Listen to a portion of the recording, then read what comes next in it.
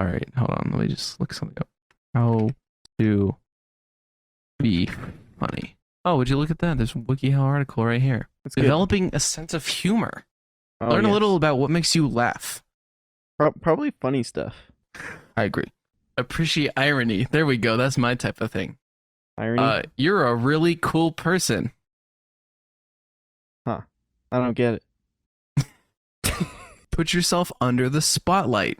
I don't think you struggle with that one. What? Memorize some one-liners. All right, Hit go. me- hit Give me- me your hit best me. one. Give me, Oh, give me your best dang it. one-liner. Okay, all right. Why did the chicken cross the road? Why? Because. That was a two-liner. Brought in your factual knowledge for joke material. All right, so now that we've learned how to be funny, hit me with your best joke. Hey Hey everybody, welcome back to the Nyix podcast, a Star Wars reference almost as obscure as this podcast. And I know that intro sucked, but we're gonna roll with it. Are we?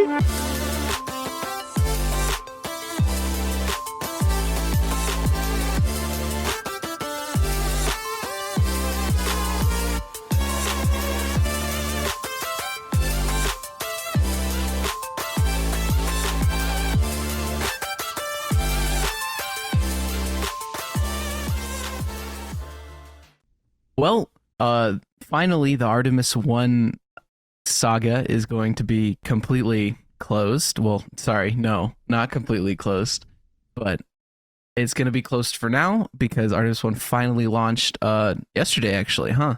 At the time Something of like recording that. this, it's November 17th. When this comes out, it might be December 1st. Who knows?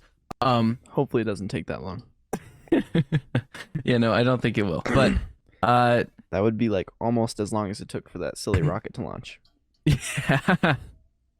So yeah, Artist One was finally able to launch and is now in outer space. It will be coming back on December 11th, so that's like basically a whole month's journey, which actually I don't know if we mentioned this in episode 3 of the podcast because that's when we really went into Artemis 1. But people like forget like how far the moon really is. That seems really short of a mission, honestly. Yeah, I mean, yeah, but I mean I was on the NASA.gov site. You know, that's what they said. I don't know what to tell you.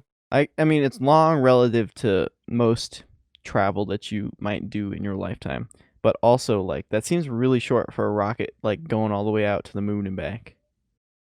Yeah, I think it said something like 1.3 million miles traveled or something, Wow, like there and back. making pretty good time. Yeah, I mean, we have like advanced since the 60s, you know?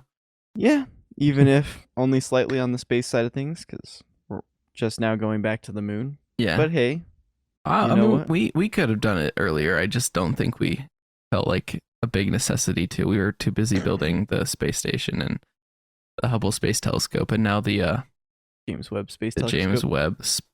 Yeah, that one. That's true. I guess we need more driving factors for innovation in space. Yeah, but Otherwise, it's just NASA doing what NASA wants to do, pretty much which can be good or bad. it depends. But we get It to really does. finally colonize and steal all the resources from the moon. Yeah, So that'll be putting fun. American taxpayer dollars to good work as usual. Yes, of course, always. Always. We always do that. But yeah, Artist One will be returning on December 11th, and I was actually looking, and the re-entry speed is going to be Mach 23. Wow. So pretty Really gonna fast. take advantage of I don't know where I was going with that. Probably the atmospheric resistance. I mean, I Yeah. guess you got to have some pretty advanced materials to re-enter the atmosphere at that speed and not burn up. Yeah. So that'll be interesting for sure. Actually, when I first read on the website, I saw Mach 23, but I wasn't paying too close attention, and I thought it said March 23rd, and I was like, wow, it's going to take till March 23rd to come back from the moon? I was like, I know it takes long, but I didn't think it took like That 5 long? months. Honestly, 5 months feels more on the timescale that I would expect. But But, the like- moon isn't that far because it's 8 Yeah, months to really- Mars. It's yeah, 8 months really- to Mars. So Yeah, the moon is not that far away. yeah. No. Especially, yeah, like you said, relative to like going to other planets. Yeah. But cool stuff happening. I don't remember what did they say that they were actually doing on the mission. Do you remember? I think they were just gonna circle the moon. They might be doing it multiple times, and I think they were gonna also like release some satellites or something to like Oh. I guess measure stuff. I don't really know what they're doing. I'm not a space guy. Yeah, I think it's all part of the eventual. I think the real end goal is the Mars Base Camp project, Yeah, headed up by Lockheed. I Which think basically they consider the moon to be a stepping stone to go to Mars. yeah, that's what I was gonna say. I think they plan on setting stuff up on the moon and then eventually go to Mars. I don't want to go Yeah. to Mars. That sounds like a terrible time. Yeah, does sound pretty rough. Yeah, I don't know. Yeah, I mean, I'm not necessarily against it. There are some people that are like, for some reason, really against it. yeah. I don't know. If it advanced enough in my lifetime, I would consider it, but it would need to come a considerable way before then. Well, Like, I mean, I would never go regardless. oh, Like, I'm not saying like, oh, if it advanced enough to where it was very safe and nothing could go wrong. No, it's like if everything was safe and nothing could go wrong, and everyone else was like, we're going to Mars, baby. I'd be like, see you later. See you later. I'd be like Wall-E from the hit Pixar show movie, Wally. Wall-E. Yeah, you'd just be here living amongst the trash. Yes. Well, hopefully we haven't degraded to that by the time everyone wants to go to Mars. But Well, if we're referencing Wally. hey, I'm sure it's not that bad. Speaking of other things that you wouldn't do, you said you wouldn't eat lab-grown chicken. Yes. I wouldn't do that. Interesting. That sounds So the news is That's this whack. week, the FDA, for those non-American viewers, if we have any, that's the government organization here in the U.S. that decides what we are and aren't allowed to eat. the Federal Department of Agriculture. I don't think that's right. I don't think so either. But moral of the story, they approved some lab-grown chicken. Well, when we say approved, they didn't like fully approve lab-grown chicken. What they did is they said the pre-market like analysis or whatever had been completed for one specific company. I can't remember the name of it all of a sudden. So Yeah. like their specific lab-grown chicken is like okay, Yeah, but they haven't they're- like approved everybody to make. Yeah, they've lab-grown approved chicken. a company to sell lab-grown chicken here Yes. in certain parts of the United States, which I think is very interesting just because, like, you know, we make a lot of other stuff that we eat. Like, why not chicken? I don't know. But that's weird though, because it's livestock. It is weird to think about. It's whack. But, like, honestly, if we think about some of the weird stuff we eat already, like, I don't know, there was this documentary that came out. It's been a good while ago now. But this documentary was talking about what's in the, like, McDonald's chicken nuggets. Mm-hmm. And it's, like, this weird mystery pink mush that they form into chicken nuggets. Well, yeah, but it still comes from chickens. Well, I don't know, man. It's like really processed and disgusting. So what's the difference then? Well, no, I don't eat McDonald's chicken nuggets either because I think they're gross. Oh, okay. I think they're gross. They don't even taste good. Sorry, all my McDonald's fans out there. do you eat hot dogs? Nah, I don't really like hot dogs. I'll eat them occasionally, but it's only the beef dogs. I don't have the pork ones. Because there are some hot dogs that are very much also mystery meats. Nope, I do Frank's hot dogs every day of the week. Interesting. So you're saying if you go over to somebody's house and they put a hot dog in front of you, you're like, hey, is this a Frank's hot dog? Otherwise, I'm not eating it. I'm kosher, so yeah. Oh, okay. I'm a Jew. Yeah. Okay, stop attacking Right. my heritage. Right. Clarify, I'm not a Jew. I don't want to get canceled for pretending that I'm something that I'm not. Please, I'm sorry, internet. Cancel Neist. Anyway, I don't know. I think we eat enough weird, random mystery stuff that I would be okay with at least trying some lab-grown chicken. I hated the way the company owner explained it. He said it's like brewing beer, but instead of growing I forgot the word all of a sudden, and like yeast and stuff, we grow cells. And I was like, Proteins and why'd you cells, say yeah. that like that, man? It is This kind of gross whack. to think about. Like, Like I want to see it. I is. want to see a time lapse of the chicken I being don't. grown. I don't already want to eat it. I don't want to see what it looks like being grown. I think I don't know. I think it'd be weird, but Are you saying it's you would interesting. eat it? Are you saying you would eat it? I think so. But part of it, I would try it at least once. also, I'm gonna die on this hill. This is the one thing I'm okay for getting canceled for. They were like, this is useful because a quarter of our like greenhouse gas emissions are from the agriculture industry, and this will help with that. And I'm like, shut up. They're like climate change, and I'm like, all right, I agree there is climate change. I don't agree that it's to the degree where everything's gonna die and be ruined, and we're gonna be in desolation in the next 10, 20 years. Yeah. Like well, I even think that's such a stupid reason. That's such a stupid reason. The agriculture is not causing that much of an issue. I think Like, people are definitely too alarmist about it. Even if you go read like the UN reports on this stuff, people were saying that like worst case scenario, if we continue ramping our emissions, I think they were saying that we would end up desolate in like 90 years or something. I think, I don't know, maybe I'm being too optimistic, but I think we're in a pretty good place still, as long as we keep taking measures. But I also agree with you. I'm definitely not an environmentalist by any means.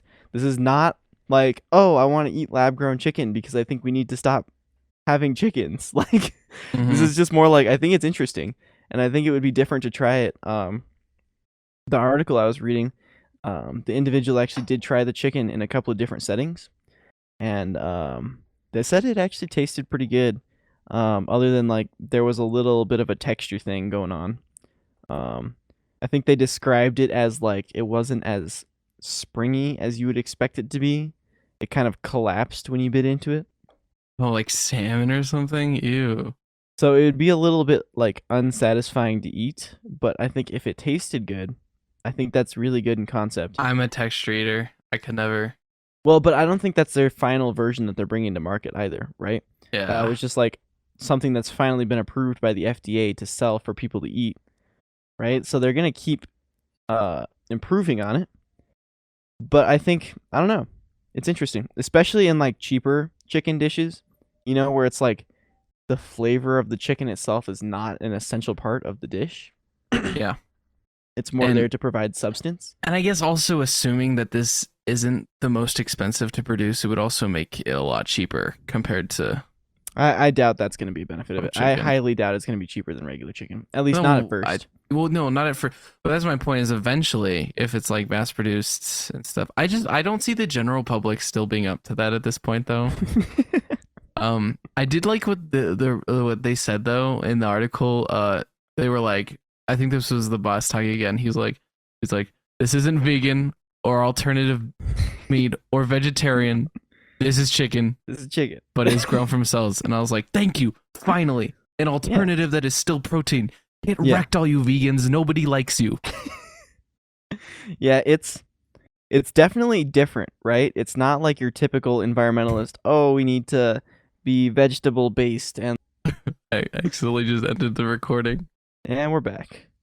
It didn't happen. Don't worry about it. Mid-sentence, I know. which might get cut out, but you were, like, mid-sentence I was talking about chickens. Yeah. And I just hear the little noise that's like, the recording has been stopped. It wasn't even like a pause or anything. Like, No. mid-sentence. That was terrible. I don't even remember what I was saying. I don't remember either, to be honest with you. Oh, yeah. I was talking about the chicken and how it's good that people are coming up with alternatives that people actually want to eat. Yeah. Right? Because it's like all of the existing alternatives, like the impossible meat and stuff, that has a target audience, and the target audience is environmentalist. Yeah, and we should put them all away somewhere. Well, they're the kind of people that are willing to sacrifice eating good food because it's supposedly saving the environment. And that's Yeah, not That's not how that works. appealing to the general public, and it's not useful to accomplish their missions. Which I think that's the most ironic part, is they're all like trying to promote all this terrible meat alternatives. It's like you're not accomplishing your mission because you're just like making everybody never want to eat alternative meats. Yeah, because they suck. Right. Anyway, I don't know. I I would see eat people. I don't see people. have I convinced you super to try it into- at least? No, No, you still didn't try it? no. I I don't know, stand man. firm. People, If it makes a sick YouTube video, then I'm it probably always would. down. Probably would. Always down. Can we get our hands on? Can we like reach out to the Yeah. company and be like, "Hey, I Hey, know we're small, but like, can we get a sample?" try some. We'll make a video about it. 3 people Yeah. will see the video. And those 3 people, you know, They might buy your product they one day. might enjoy it. You never know. You never know. We're in your target audience, the young hipsters. Yeah, that's me. I'm a bit of a hipster. Hipster? I got a stir at my hip. Yeah, yeah. I was thinking about a way to transition this off of this topic, but I honestly got nothing. I was gonna say so hipster like the new Bendy and the Ink Machine game, but it's a horror game, so it doesn't really work. Not really hipster. We'll go there though. No. Yeah. So, for all of you lovely people out there, I have a YouTube channel. I feel like And that's to nobody's surprise. yeah, Keep 'cause going. it's not like we've always mentioned it at least once in every episode. Literally know. every episode. By the Keep way, going. by the way, Oh my goodness. I have a Disney World vlog. Oh my You all should goodness. watch it. It's gonna keep the, We should all keep the- watch it. You all should watch it. It's gonna keep the trope going. It's at 219 views right now. That's Even though pretty he's crazy. got more new videos. Yeah, no, I actually do. I have 3 new videos. Twitter videos out. We talked about that last week, though, so we're not going to go into in depth about that or anything. But 2 days ago, as of the time we're recording this podcast, Bendy and League Machine, if you guys didn't know, was a horror game that first released in 2017. It was a chapter-based game, and I think it finished up in like early 2019 or something. And then Bendy and the Dark Revival was going to be the sequel to it. Part 2, Electric Boogaloo. Yes. And it was originally supposed to come out, I think, either like end of 2019. I think it wasn't then. I think it was like 2020-ish. But then it got delayed to 2021. And then it got delayed to now in 2022, the end of 2022 when it came out. And I honestly had kind of forgotten about the game.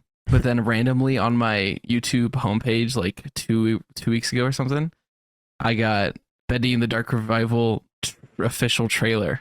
I was like, oh, it's finally here. And I bought the game when it came out immediately, $30, waste of my money, but that's besides the point. It was a 3 out of 5. It was a 3 out of 5. I thought you bumped it to a 4 out of 5 while we were discussing it. Well, no, it was comedy.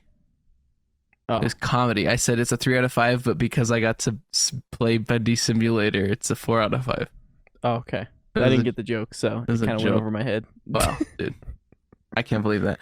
But anyways, Bendy the Machine, it was really good at first. The whole thing about it is it's like this very old timey looking game, like 1920s, 30s, 40s animation style, and it looks good. The music is really well done.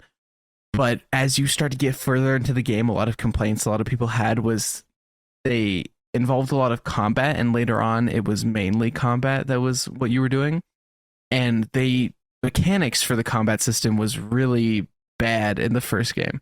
So I get the second game, and I'm like, I play the first chapter, and it's so good. It's so good. The sound's so good, the graphics are so good, the vibe is so well done, and you have 0 combat encounters, and it's so amazing. I go, oh my goodness, they fixed Bendy and Bendy in the Dark Revival to not have the stupid combat mechanic anymore, and I'm gonna have a fun, spooky game. And then from chapter 2, we get a little bit of combat. And I go, okay, no, that's not great, but I'll live with it. And then from chapter 3 to chapter 5, the whole game is literally just combat over and over and over and over, and I hated it so much. By the end of chapter 5, when there was a final boss battle, I was just so ready to be done. I was like, please let this game end already. I'm begging you, set me free from this prison of Bendy and the Dark Revival. Anyways, 3 out of 5. It'll be on my YouTube in like 3 weeks or something. It reminds me of, did you ever play that Wii game that had like Oswald was the main character? What was it called? I forget, but it was like the old Disney characters. And like your weapon was like a paintbrush and stuff.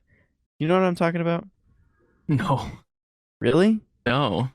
Well, anyway, it was also like a horror type game, and I think that's the only like close to horror game I've ever played. Yeah. Let me see if I can find it because it's like that it reminds me a lot of that, right? Because I think I don't actually know. I've never played Bendy, Yeah. right? But it's like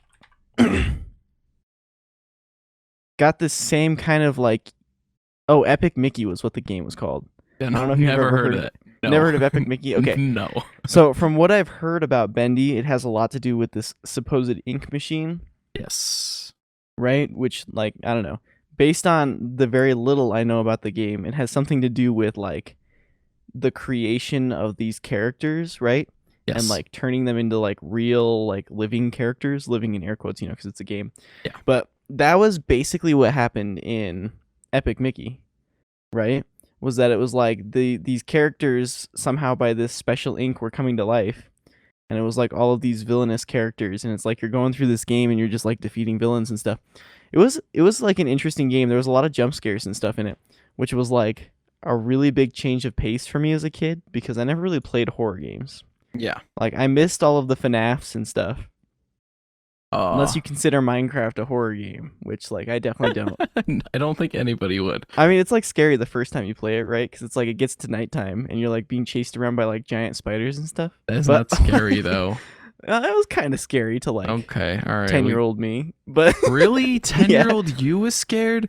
yeah, Bro, I dude, played Minecraft when I was 5, dude. I know You came late to you were a Minecraft, bro. child. I was late to Minecraft. I got the game the year it came out, bro. I I don't was even on remember when I top got of the it. game. I was on top of it. I'm not an early adopter of anything. I would be honest. Wow. Except for Linux, but that's besides the point. Yeah. Anyway, it The seems worst like it's time to very be an similar. early adopter. So I wonder if we go back and like mess around with that game because we could probably get it on a simulator and just like play it because it's like they have like a 2-player version. Yeah. Yeah, that came out later and it was a pretty good game. I remember. It probably isn't as good as I remember it because that's usually how that stuff works.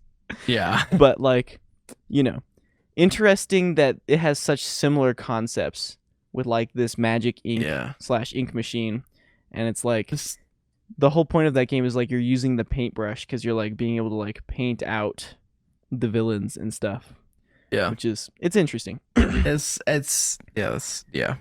So it's, I don't know. it's not completely similar. I see what you're getting at though.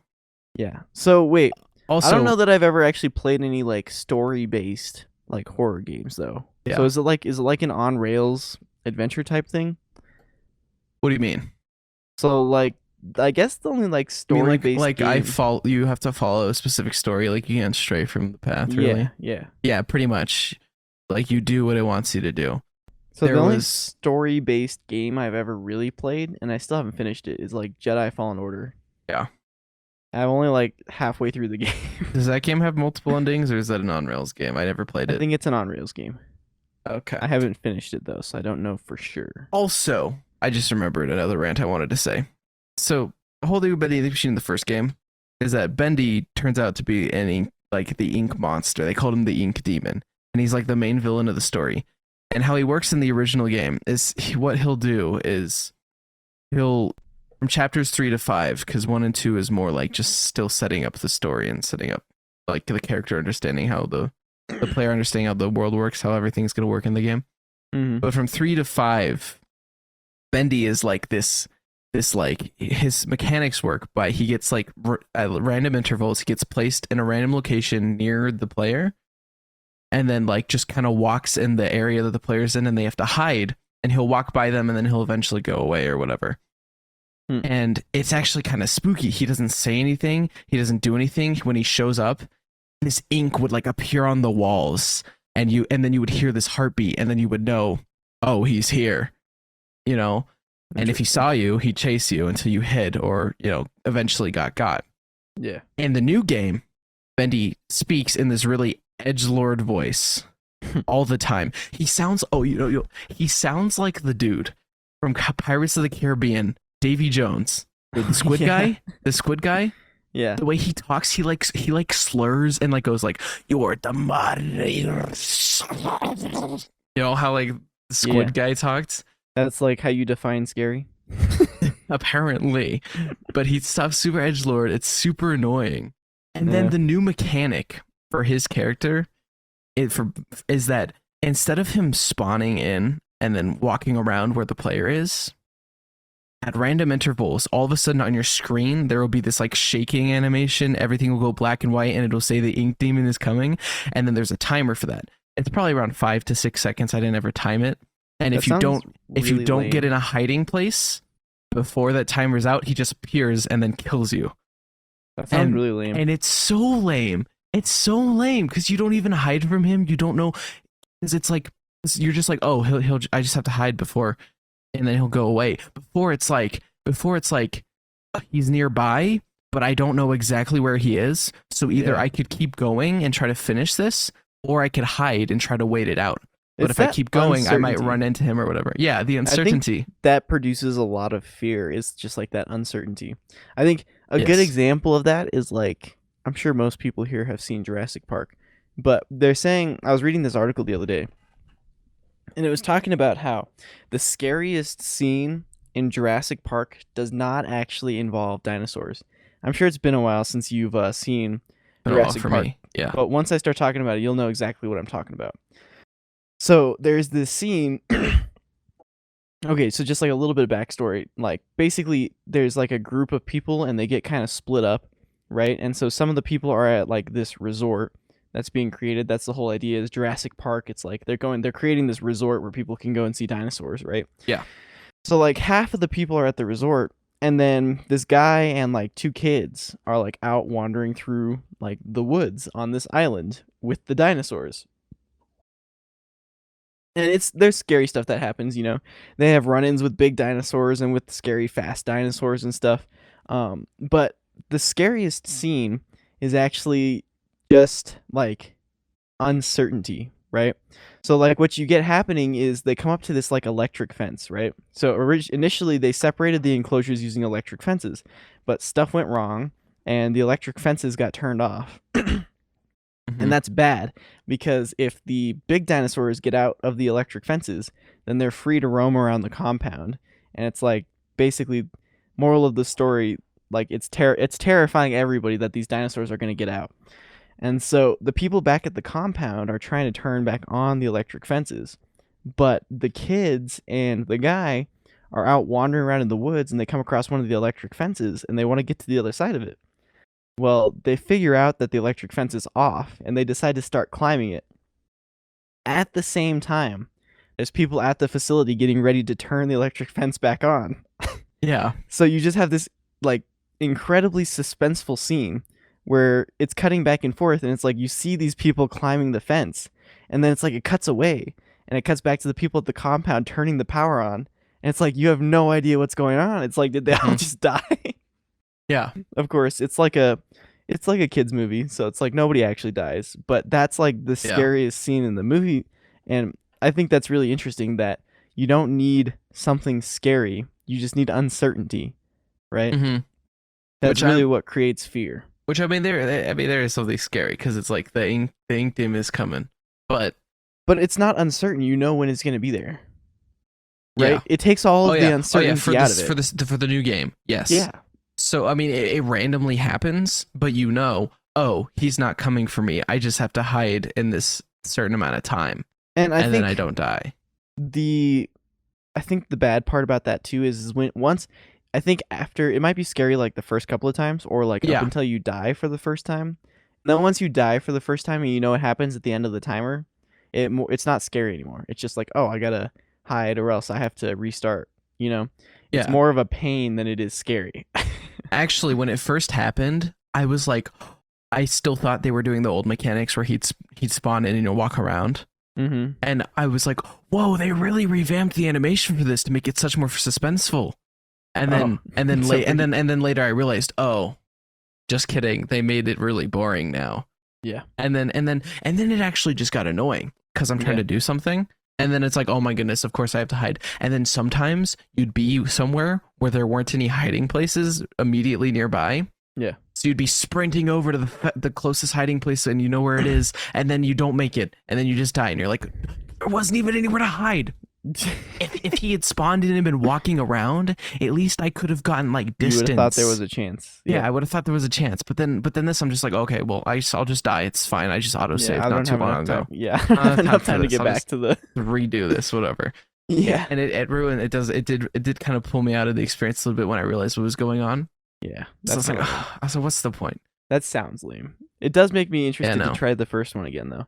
I've never played it, but I think it would be fun. The combat system in the first game isn't great, but the first game is still, in my opinion, a 4 out of 5. Like, it's still fun. It's still fun. I thought we were ranking on a scale of 10.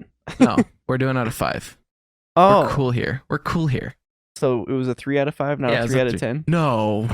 I was like, sounds like a pretty terrible game. No, it's not that bad. I'd give it a 6 out of 10 if we were actually no, a 5 out of 10. It's okay. In my opinion, a 5 isn't like bad. A 5 is like mediocre. Mediocre game. Yeah. Interesting. Sometimes people are like 7 is mediocre, you know, and 5 is bad. Yeah. But then if you're gonna do that, then just do a 1 through 5 scale. You know. Did we actually talk about that at all on the podcast last week? No. Okay. Yeah, so scales have been kind of at the forefront of my mind. I think we've had this discussion a little bit off the podcast. Yeah. But like the way people define scales is like super weird if you think about it. Yeah. So the example that comes to mind whenever we're talking about this is my sister.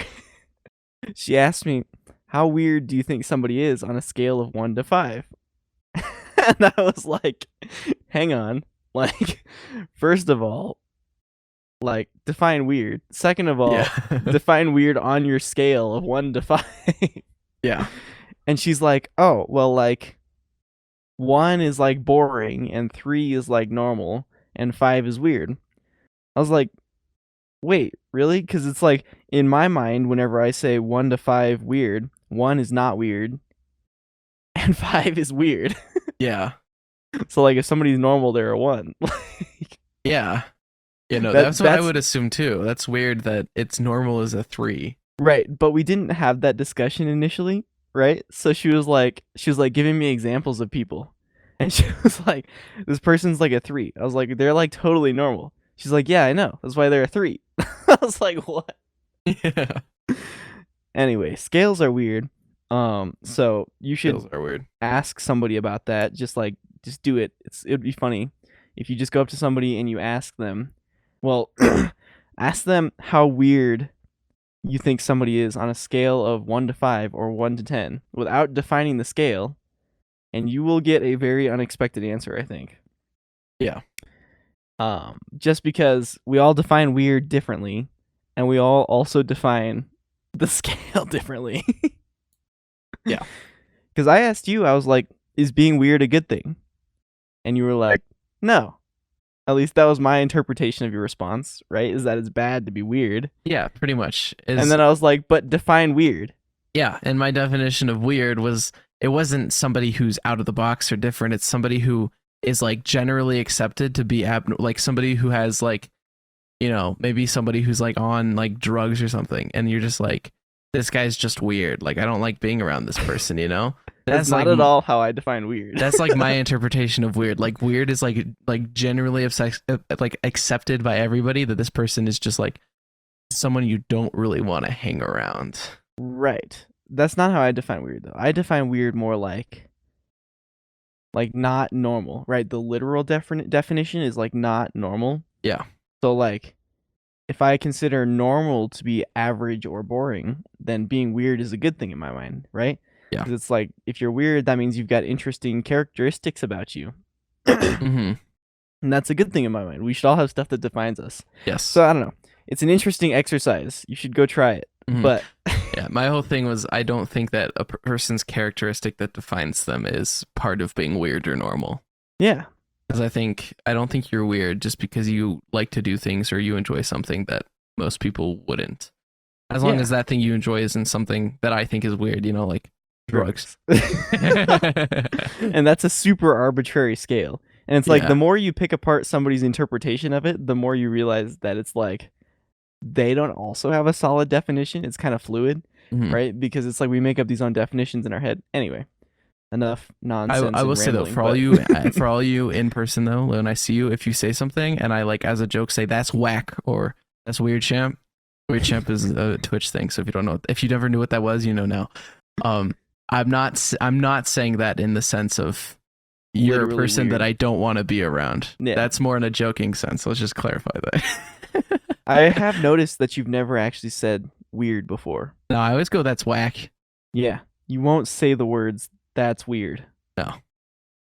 So- I like saying that's whack because it just sounds funnier. Well, yeah, but like it just shows that your interpretation of weird is much more serious than mine. So if you say something's weird, like that means you don't like it. Yeah, pretty much. That's my idea. Versus like for me, if I say something's weird, it's more on your level of whack, where it's like kind of funny to almost making fun of somebody, right? Or Mhm. teasing. I don't Yeah. know. That was interesting. You know. But something that wasn't weird or very mediocre. The new Call of Duty game that just came out. Well, actually, it was mediocre. That's what I just said. Wasn't weird. It was very mediocre. Oh, I thought you said wasn't weird or I mediocre. was using my interpretation of weird. Well, there. no, I know. I said, but I thought you said wasn't weird or mediocre, and I was like, okay. wait, well, hold your horses, man, because this game was trash, Wasn't it was trash. garbage. Throw it away, dude. Not Get garbage. rid of it, man. It's perfectly average. No. But what wasn't average was the sales. The Dude. sales on the game were record breaking.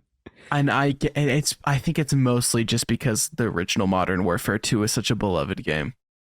Yeah, I See, think that has a lot to do with The it. original Modern Warfare 2 was a really good game.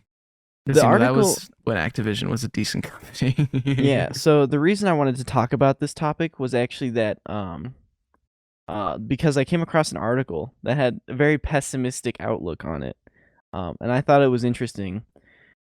Basically, Call of Duty is a very long-standing franchise. I mean, basically Mhm. everybody knows what it is nowadays.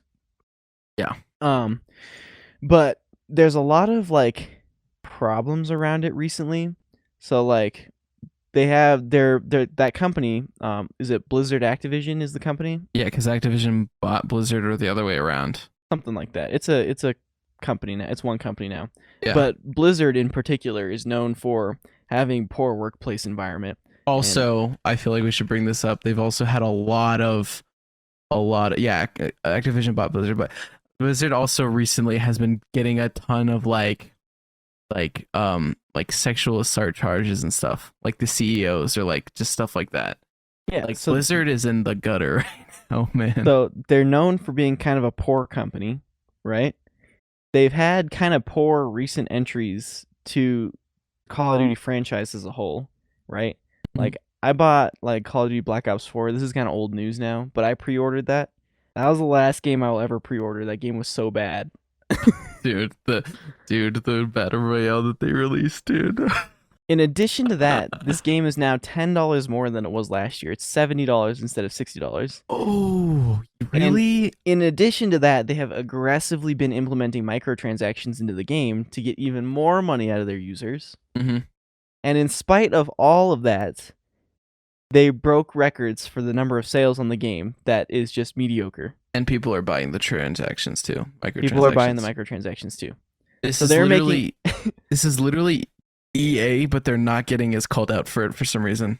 Right. And it's like the author of this article was just like pointing out that it's like, how can a company and a franchise as a whole be doing so poor, yet just like do so well on the launch of a game that's entirely average? Yeah. Like it just doesn't make any sense, right? And I think Yeah. I think the conclusion that they kind of came to was that maybe it's because it's Call of Duty, right? Yeah. It's one of the biggest franchise. It may be the biggest franchise in gaming, right? Everybody always buys the Call of Duty games because everybody always plays the Call of Duty games. And people complain about the bad ones, but they still buy the next edition every year. Yeah. Like, in spite of all of the problems with it, they keep buying the next edition.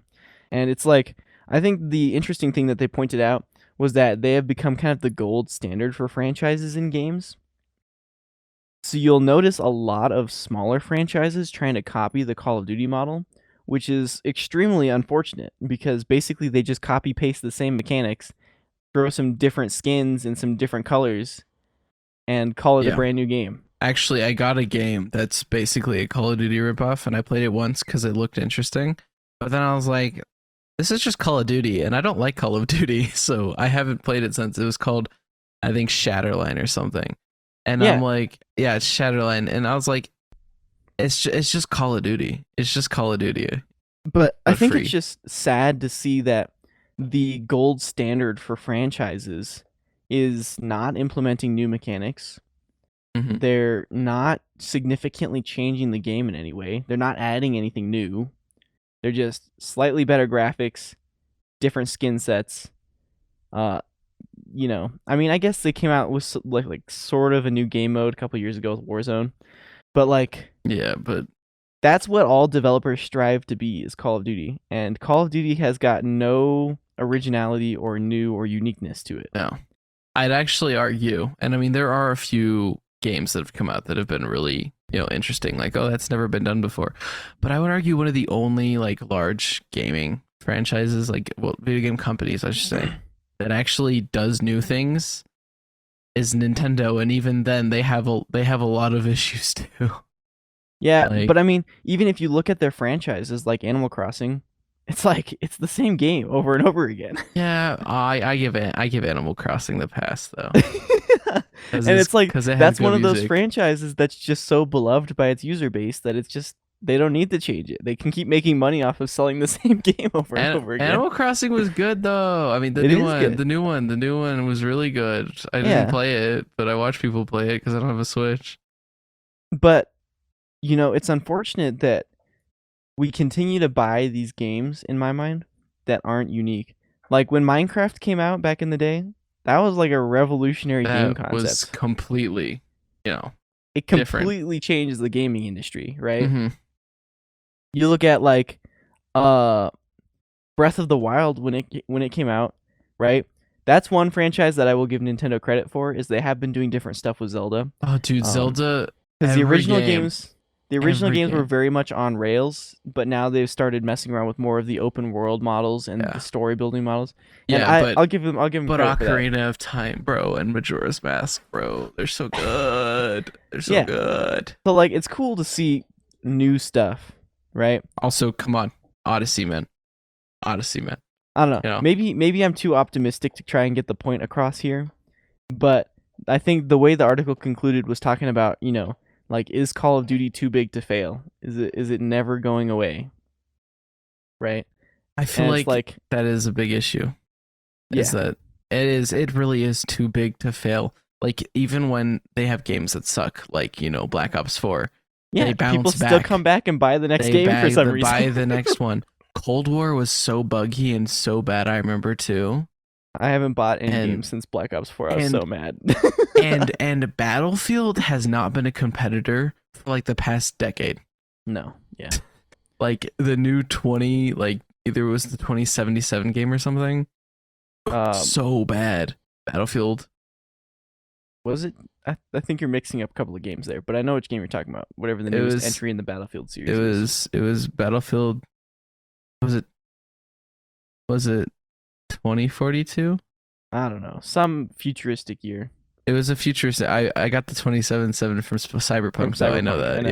Yeah. I was like, not the right year, buddy. Not the right year, but it's up there. It's up there. It's up there. In addition to that, though, there's implications because Microsoft wants to purchase Activision Blizzard, um, Ooh. which like starting to get kind of monopolistic territory. Mhm. Especially it's freaking people out because Microsoft has gotten in trouble in the past for having monopolies Oh my goodness, dude! Back in the day with Windows, bro. with Netscape too, Oh yeah, where Windows. they forced people to use their web browser. Yeah, Microsoft has is no stranger to being like obviously Owning monopolies. they didn't completely become a monopoly because you can't legally in the United States and other countries, but they're they're known for their monopolistic habits, I guess Yeah, I could say. having to be broken up. Yeah. But yeah, I don't know. They want to buy Activision Blizzard, and they've been buying up a lot of game studios. They bought up Mojang a couple of years ago, so they own Minecraft. I think And there's a they couple of ruined it. other. I think there's a couple of other small game studios that they have bought up recently too. But this would be a Yeah. big deal because since Yeah, they they own bought the Bungie. consoles too. I just had to mention that. Oh That's yeah. that's. Oh wait, no, sorry, just kidding. Sony bought Bungie. Yeah, I was gonna say I don't Like think they bought JK. Bungie, but Just kidding. But Microsoft made sure to buy the rights from Halo from Bungie. yeah, of course, because Halo's been an Xbox game Yeah. for years. And then Sony bought Bungie, and the only game that they're really known for now is Destiny 2. yeah, I've never played the Destiny series either. Don't. Okay. I don't know. I think it's sad to see so many smaller studios being consumed by the Microsoft and the Sonys of the world. Yeah. Especially since they're the console owners. It's like, well, I don't want more console specific titles. I would rather have cross-platform stuff that everybody can play. Yeah. I mean that's the goal. That's what we would like, but unfortunately, That's the consumer-friendly decision. this is a thing, a YouTuber that I like to watch, Video Game Donkey. He does funny videos on video games, but he also gets pretty serious sometimes. And he like mentioned he was like we would all love a world where all game companies and all like console companies all were working towards making games for the best interest of the consumer with no money incentive at all. But unfortunately, that's not how the world works, and companies like to make money. So I don't know. You know, I think money can be very good incentive structures, but I think it's more concerning when consumers aren't voting with their money, because if you disagree with what a company is doing and you disagree with the quality of the games that have been in their franchises recently, and you disagree with like decisions that they've been making about the game recently, you should not be coming back every year and buying the game anyway. mm-hmm. Like, you need to vote with your money. If people are upset at Call of Duty, they should not buy the next Call of Duty game, right? Yeah. But that never happens. And I think that's where the problem occurs, is not so much that they're incentivized by money, it's that the consumers keep giving them their money even though they don't like what they're doing. Yeah. So I mean, they have no reason to change anything.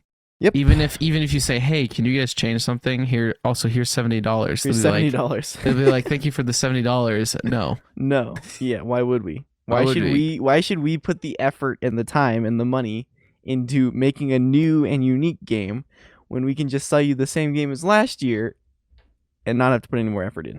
Yeah. And you'll buy it. And that's the issue.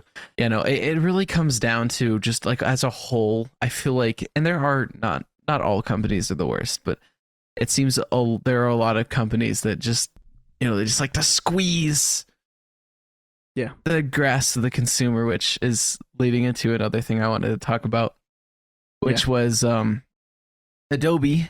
For those of you who don't know, Adobe is the producers of the Adobe Suite, which is Premiere Pro, Photoshop, Adobe Illustrator, Adobe After Effects. If you don't know what those are, you know what Photoshop is. There's no way nobody knows what Photoshop is, but they're editing softwares, Photoshop, photo editing softwares, video editing softwares, motion graphic design stuff. Anyways, recently, so for a while, I should back up, give a little bit of context. For a while, they had a partnership with a company called Pantone. So what Pantone basically does is they originally started back in the 20th century, I suppose. I don't know exactly when they started their company, but Pantone is basically a company where you can buy like those booklets of like colors. So it was useful for like painters or for people who were into designer stuff. And it's basically like when you ask for a Pantone color of that color, it's guaranteed that you always will get that color. Like it's like hex codes and RGB values, but like even better. So a lot of hex codes and RGB values can vary based on the screens. Yeah. But with Pantone colors, the color you get will always be that color. And so eventually, you know, with the coming of the digital age, you know, Pantone, you know, joined the digital age and they made virtual Pantone colors.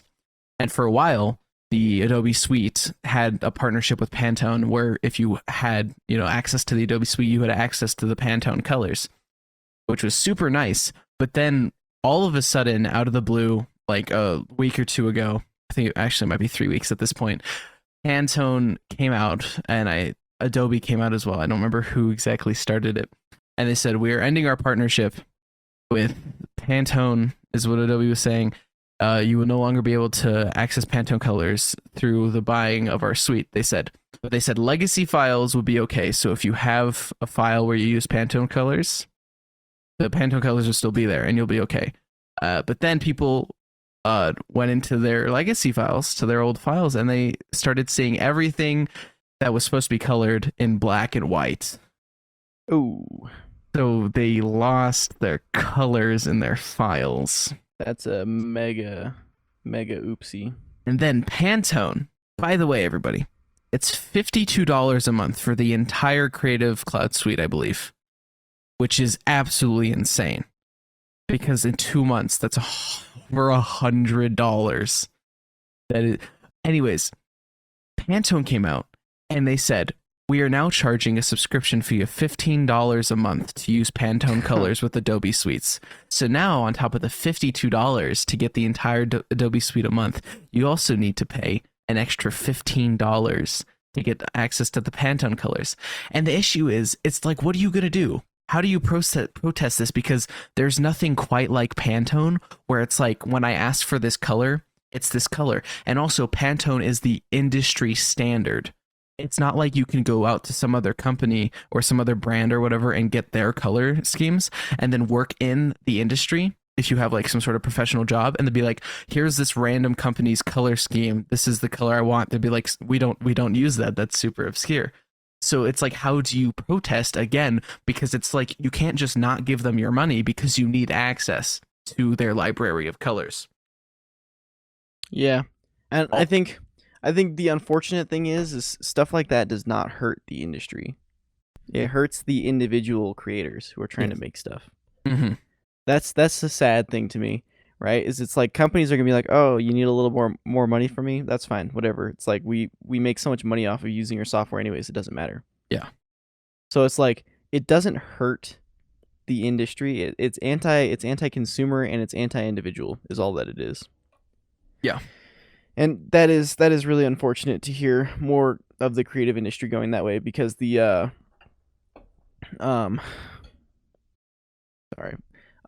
creative industry has always been about the individuals, right? Yeah.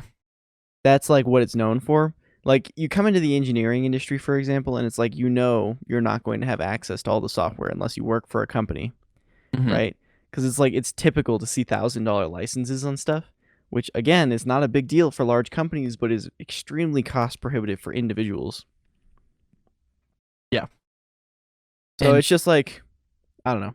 It's unfortunate just, to see more of the creative industry going in that direction. Yeah. And like I said, it's like you said, it's not like there's anything to be done about it consumer wise, because it's like the industry is going to keep buying it. Doesn't matter how much they charge. Yeah. And I mean, even at one point, Adobe was like one-time purchase. Yeah. Like, you'd have to purchase the upgrades, but like, it was like you could buy the software once and then you had access to it. And now it's like $52 a month subscription, which is insane. It's insane. $52 a month. Doesn't matter for your designer industries of the world, because they'll just pay it. Gotta keep going. But all it hurts is the individuals trying to make stuff. Also, I heard somebody talking about this. It was Linus Tech Tips, everybody. And I really liked what he had to say, because this is actually literally the reason that I have Premiere Pro and all this Adobe stuff right now. As he said, he's like, Adobe, don't get me wrong, it's a good software. This is me. That's not what he said. Adobe is a good software. I've used Premiere Pro, I've used Photoshop, I've used Illustrator, I've used After Effects. It's phenomenal. You can do so much with it. It is truly super useful. But he brought up something where he was like, I believe part of the reason that like the Adobe suite is such an industry standard tool, and it's like pretty much universally used by like all like smaller creators. Like, obviously, if you have a Mac, you'll use Final Cut or like the Apple equivalent. Yeah. The Apple equivalent. I don't know if they have a photo editor though either. I think you still would have to get Photoshop from Adobe. Yeah.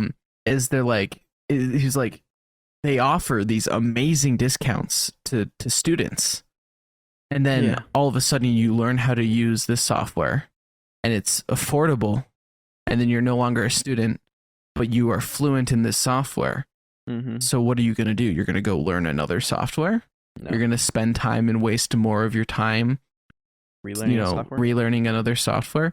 Because I mean, for me, the Adobe suite for 1 year as a student, because I was doing dual enrollment at the time of getting it, it was $220, which, don't get me wrong, that's still a lot of money. But when you consider that 4 months is almost $220 of the normal subscription, Ouch. that's an incredible discount. Actually, That's the way the engineering industry has always worked, though. You know what I'm saying? Like, it's always been, hey, you're a student. Yeah, you can have a license to our software because we want you to learn how to use it. So that way, whenever you go to work at whatever company you go to work at, you tell them, hey, I know how to use this software. You should buy me a license for it. yeah. Also, just want to let everybody know that's $624 a year for the Adobe suite. Yeah, that's cost prohibitive for individuals. Because unless you're actually making money on it, like, you have to be making money before you can even afford to start paying for something like that. Like for a company, that's nothing, you know? Yeah. I think it's more for companies though, because that's an individual pricing. Mm-hmm. So I'm sure it's in the upper thousands. But again, that's not that much for a company. No. So I mean, like you already said, reiterating, it only hurts the individual. And part of the only reason that it's really the industry standard is because everybody has learned to use it, because everybody got it dirt cheap as a college student. And so then it's always so available to individual creators. Yeah. There are, of course, great alternatives. For anybody who's actually interested, I don't know if we have any content creators listening to this. I don't think so. But an amazing alternative Premiere Pro that actually is like a genuine, like very close to being industry standard. Not that the industry uses it, but like that's how well it is, basically. Well, how good it is at being used. With it. Yeah, we'll go with that. Is for editing, it's for video editing, it's DaVinci Resolve. It's actually free too, which is crazy. I think I already said it was free. Free regardless. for individuals. Free for individuals. Since we're having this discussion, just make sure to clarify that. Yeah. And it's a great software. Actually, a lot of professional video editors, not so much in like the movie scene and stuff, because they have all their crazy color correction stuff, but a lot of like consumer, like professional video editors and stuff will use like Premiere Pro for editing and then DaVinci Resolve for color correction, because that's how powerful their color correction is in this free software. So it's a really good alternative for like photo and for like Adobe Photoshop or Adobe Illustrator. Good alternatives are through Affinity. There's Affinity Photo and Affinity another one for Illustrator. I don't remember exactly, which is probably what I'll be switching to. Those Inkscape? ones, huh? Inkscape? No. No. Affinity Designer. Oh. And Affinity Photo. Have you heard of Affinity? Yeah, I've heard of Affinity. Okay. You do have to still pay for Affinity, but it is a one-time purchase. Well, Inkscape is free, so you should try that, and it's pretty comparable to Adobe Illustrator. Yeah, it's probably open source too. It is. I knew it. I knew it. No, but Inkscape is actually an industry standard for artists. Okay, it looks like this is more like closer to like Adobe Illustrator though. Not so much Photoshop. Oh yeah, that's what I said. It's more like an Adobe Illustrator. Oh, okay. I might actually look at this then. It looks kind of cool. Yeah, it is. It's nice. But you still have to pay for Affinity, but it's a one-time purchase and it's $70, which is much kind of pricey. Better. It's much better than $624. Actually, right now it's on sale for 40% off. Ooh. Maybe I should buy it because I'm gonna eventually need to switch to it anyways when I lose the Adobe suite in a few months. Yeah. Oh, they also have it on iPad for $12. That's crazy. I have actually been impressed by iPad apps, but that's probably a topic for another day. That's another day topic. Yeah, we're not going to get into that. Yes. But I don't know. I don't lots of anti-consumer activity. Yeah, as a content creator, loosely put that in air quotes, big air quotes. I mean, I am creating content, but I don't want to give anyone the impression that I'm like a professional. It sucks. You don't take yourself too seriously, right? That's what the beginning of the episode said not to do. Oh yeah, dude, you're right, man. Okay. if we include that intro, which that's the only intro we have. So yeah. Oh, that's right. I forgot. We might scrap that. Well, I'm gonna keep this in because it's a funny outtake. You're right. Man, I lost my train of thought. Darn you, man. All right. Well, thanks everybody for listening. No, No, we're not done. We're not done. Thought we were done.